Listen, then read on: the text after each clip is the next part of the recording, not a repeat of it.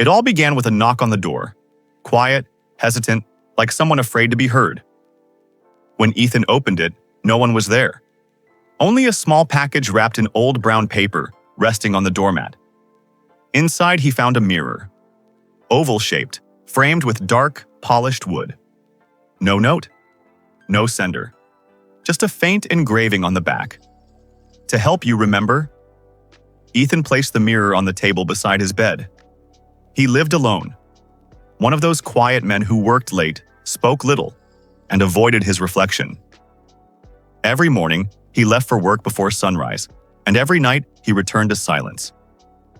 That night, when he looked into the mirror for the first time, he noticed something strange. His reflection blinked, a second too late. At first, he laughed it off. Maybe he was just tired. But the next night, the reflection didn't move at all.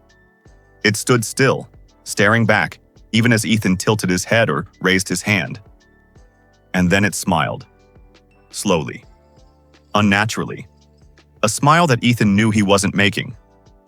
Panicked, he covered the mirror with a cloth. But at midnight, he woke up to the sound of something breathing behind that cloth. Soft human. Very close. Days passed. Ethan started noticing changes. His toothbrush was wet before he used it. His bed looked slept in on the side he never used. And sometimes, he heard humming from inside the mirror. Finally, he decided to take it to an antique dealer. The old man at the shop looked at the mirror for a long time, then quietly said, "You shouldn't have accepted this." When Ethan asked why, the man whispered, "Because mirrors remember their owners."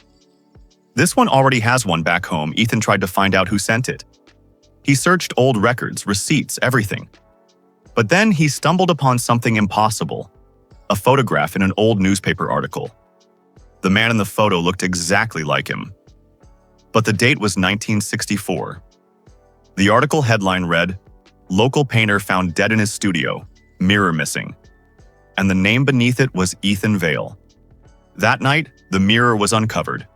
He didn't remember doing it. But when he looked into it again, the reflection spoke. "I've waited for you to come back." Ethan froze. His reflection moved on its own, walking toward him, pressing its hand against the inside of the glass. The surface rippled like water. "You died here once. The fire took your body. But I kept your soul." The reflection reached out and grabbed his wrist.